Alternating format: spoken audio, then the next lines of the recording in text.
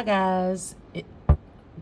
Good morning guys. It is Monday, April the 10th, and I have just gotten back from spring break and I'm so excited. So I came on today to show you some things that you can do with your iPad and also show you some of the things that I have on my iPad. So one of the cool functions about an iPad is that you can create shortcuts. And so what shortcuts allows you to do is put an icon on your home screen so that you can get to something in your iPad quicker. And since I'm a digital planner, one of the things I would like to do is just open up my planner without having to go into GoodNotes and search for it and all of those things, even though you can set it up to where it's on your front page, but it's easier just to click right into it. So the first thing that you would want to do if you wanted to make this an icon is to take a picture of what you wanted it to look like. So I would want it to be my front cover. So one of the things I would do is just go to the front cover, right?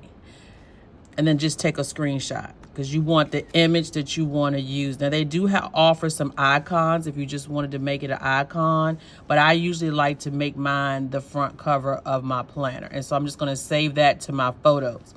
And then what I want to do is I want to go to my shortcuts. And if you don't see it on your iPad, you can always just type in shortcuts and it'll pop up. Now, once you do shortcuts, you want to add a shortcut. And normally I think you have to have the app already open. So I kind of like have it open to the planner that I want to set as my shortcut and also the name of it. So it's called 2023 All-in-One, right? So now I'm going back to my shortcuts and I've already pushed add. So you want to scroll up and then here it is. All-in-One is open several times. So you just want to click on the All-in-One, right? And now I want to change a few things. So one, I want to add it to my home screen. And I also want to change its image so I can choose my photo. And I'm just going to click on the one I just took and hit use. And as you can see, the new icon is right there. So you just hit add. And there it is. That's as simple. And it just goes straight to the little icon. Now, you can move it and put it wherever you want. And the cool thing is that you can set up a home screen, which is a focus for when you're planning. And then you can put all of your planning apps or whatever you would like on that screen. And so in order to do that, just say I wanted to create, and I'm not really good at this. I mean, I haven't mastered it. And just say I wanted a copy of GoodNotes there, and maybe I wanted to listen to some music, and I'm sure there's other ways to do. So when I go down here, I might want to set up a focus, which is this little button. So all I did was swipe down, clicked right here, and then I want to add another focus. And as you can see, because I have another iPad, I think all of my focuses are linked.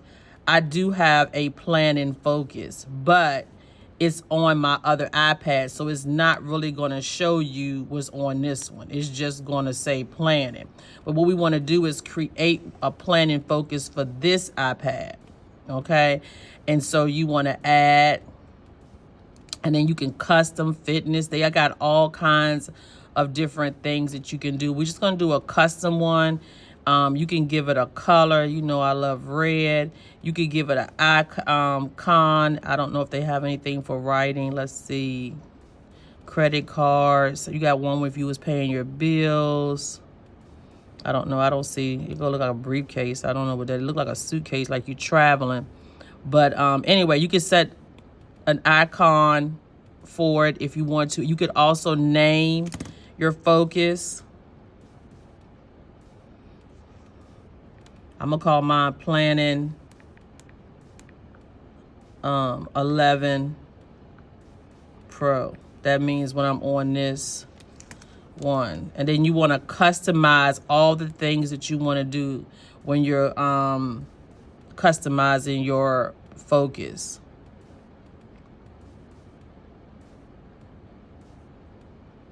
This is a list of all your focuses. Share across devices. Focus status is on. Now, once I set up the focus, I can choose actually people that I want to be able to contact me while I'm on my focus. Otherwise, it will silence the people. So I could add anybody from my contact list that I would say, okay, they could contact me. So I might set it where my children could contact me. I'm not going to go through setting up a whole bunch of people because I don't need anybody really to contact me while I'm planning.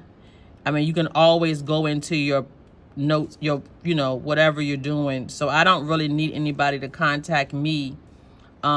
It says allow notifications or you can silence them. So I'm going to silence my notifications when I have this focus on, right? And then you also can choose apps that you want. So of course there are certain apps that I want to be able to use. Like when I'm planning, I need Canva.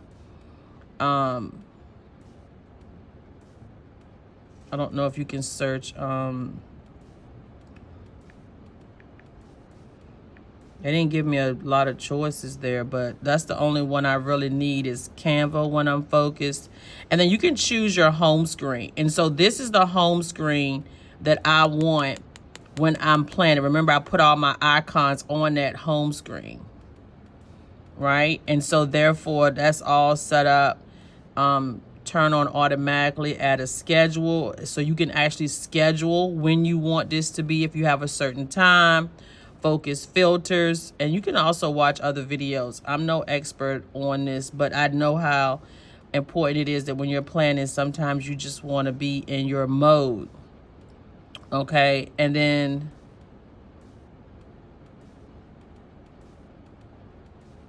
I don't think it saved it though. There it is. There we go, right there. Okay, so it's on there. All right, so let's swipe up and let's cut the focus on for the iPad Pro. And as you can see, there's no other apps that I can get to. So if I take the focus off, you can see now my home screen is available. So it kind of like just has everything you need, and so that you're not disturbed while you're doing it. And it's a great tool for you to be able to use if you need to. I have focus set up for work. Mine is just really don't disturb. So it just cuts the focus on. And you can always edit this, okay? And so I can say I want my focus on is set to 4 o'clock, as you can see. Or if I'm just need to stay at work or do some work, not necessarily at my job, but I just want this iPad not to bother me. Like say if I'm using it for teaching, then I can set it for an hour or different things. And I also can go into the settings and update it. And I do have several people that can contact me while I'm at work. I don't really have a home screen that I'm going to be using. It was really about the schedule so that my iPad is not dinging all throughout the day. So I just came on today to show you some quick little tips.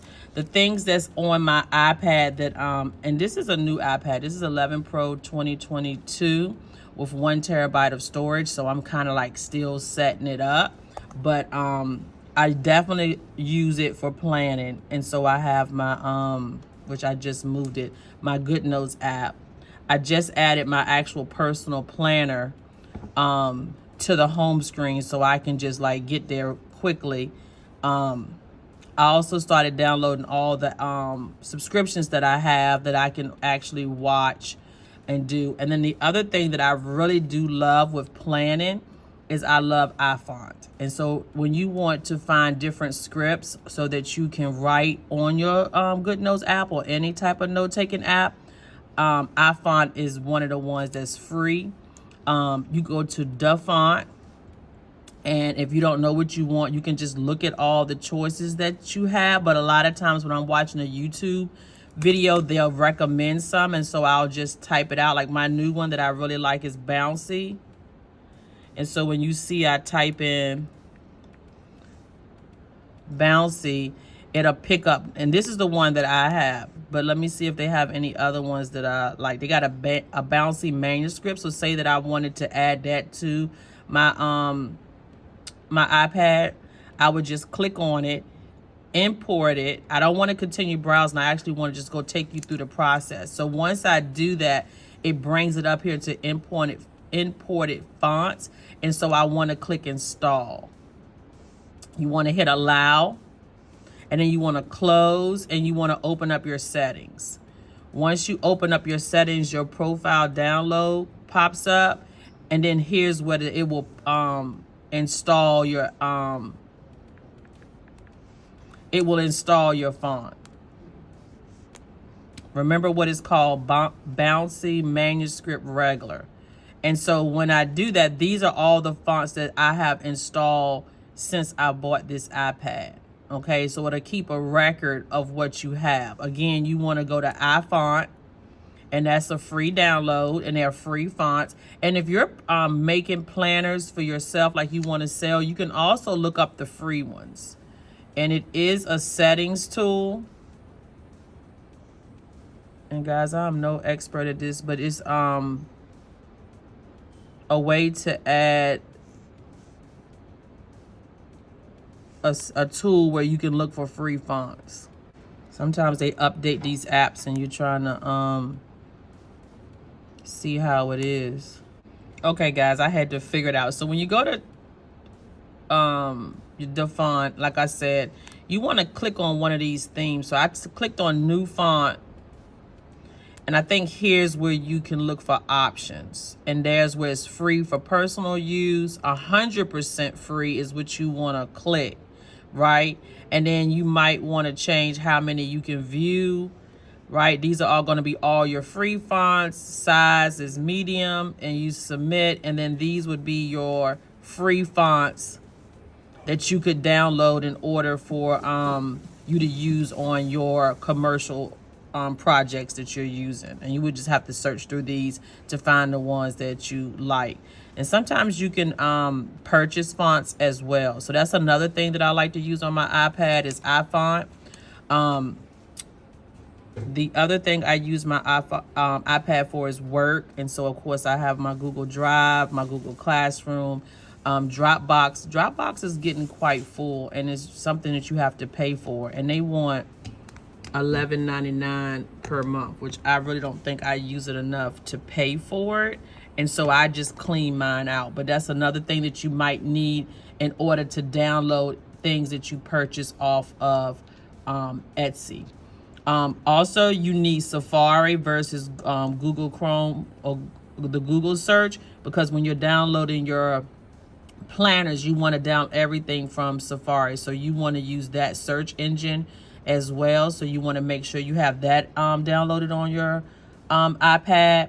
I also use the YouTube Studio, which is if you have a YouTube channel, it allows you to see like how many subscribers, any comments. For some reason, I'm not getting a lot of notifications with my comments, so I can come in now and I try to check them so that I don't miss anything. So I can see my comments a lot better when I'm using this YouTube Studio. So if you have a YouTube channel, that's something you probably want to download as well. If you're a teacher, I use Groovy Grader, which is very important for me when I'm grading papers and I need to place a grade. I like to do the number correct because that's how I give it to them, but it allows you to change it in your settings, whether you want to do the number wrong or the number correct. Show one decimal place, use half points. It has a lot of options. So this is my favorite grading tool, is Groovy Grader. Of course, I use iMovie to edit my videos. I haven't purchased anything. I really just don't think I'm at the status where I can purchase. I do have LumaFusion, which that was really cheap, but I don't think I'm at the place where I need to purchase anything else. Another thing that I really do like is the task, which is connected to my email.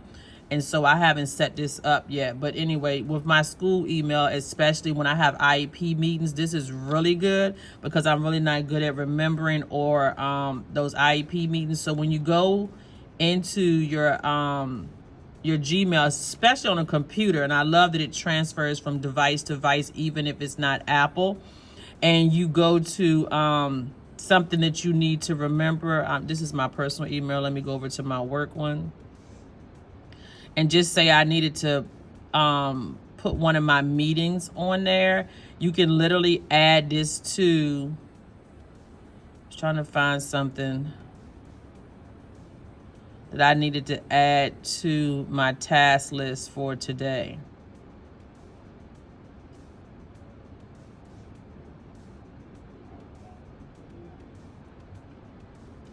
Oh, this is junk.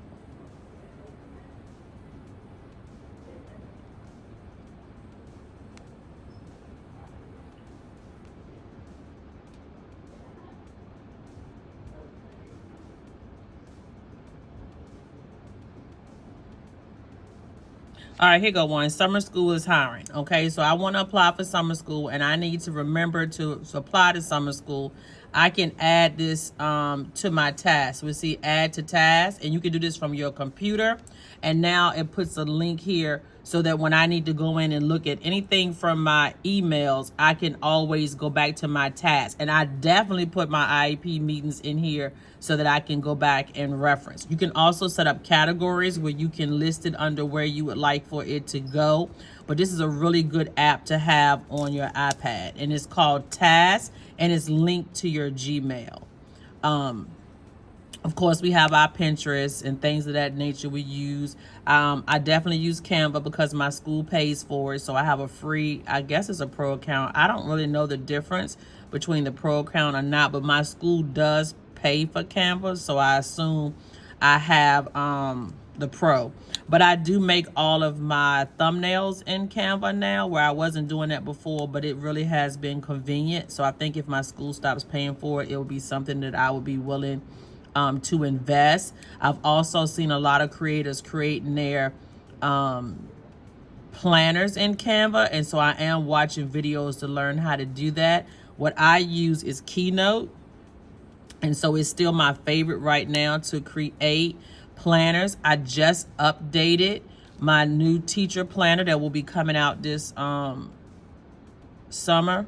I haven't renamed it, so we can kind of like go ahead and do that together. So I want to rename this because I just took my old planner because they are dated, and it'll be the 23-24 school year. And I spent my whole spring break redating this, and so it's ready to go. I can just give you a sneak peek of what it will look like.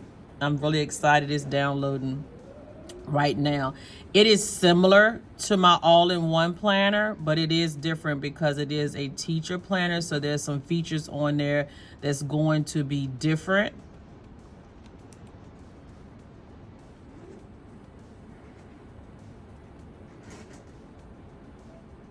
All right, so the cover is the same, but I am on Etsy looking for some icons that I can use for commercial use.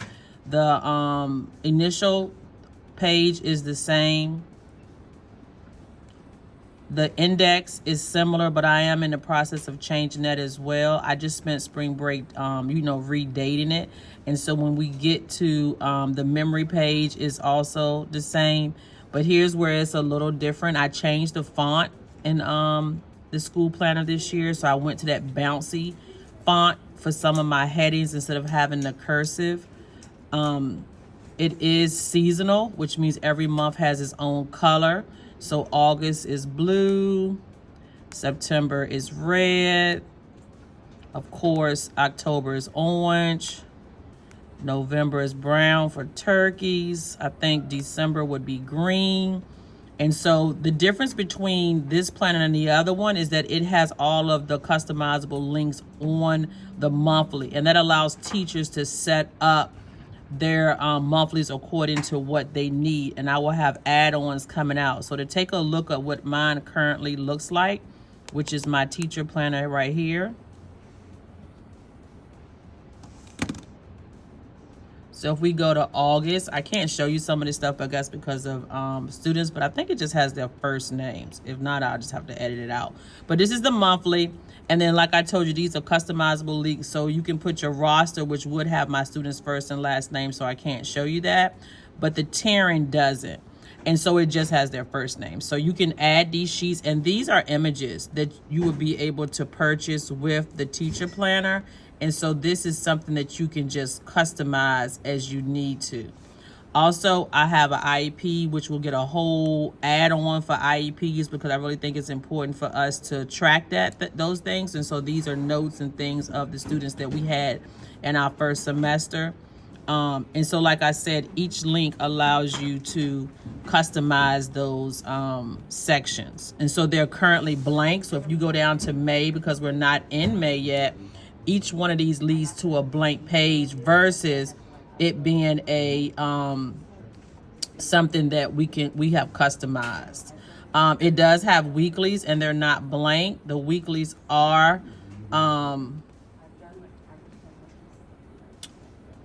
vertical, and so you have them already dated for you, and it does come with a mini calendar on every page.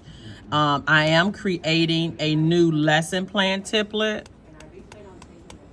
And so the lesson plan template, I haven't decided, which is one of the things I'll be working on this week. So this would just allows you to link to every page of the lesson plan. And I do believe that the lesson plans will be, I do believe the lesson plans are going to be linked according to the weeks, but some teachers start early August, some start late August, and some of us start after September. So I kind of wanted to customize it according to what you need, and so I am still plotting and planning that out. And so this is what the lesson plan page would look like, where you would have your days of the week listed down on the side, and then you would be able to customize the top of it according to whether you taught one set of students where you have math, science, history, reading, or if you were like me and you taught 3 or 4 different classes, but we taught the same thing, then you would be able to customize it to like your knowledge check, your direct instruction, your independent practice test, things of that nature. And so this planner will be coming out in May, and I create the whole thing in Keynote. So, all right, guys, that's it for today. I just wanted to kind of jump on, take you through what I've been doing on my iPad. You all have a good one, and I'll see you in the next one.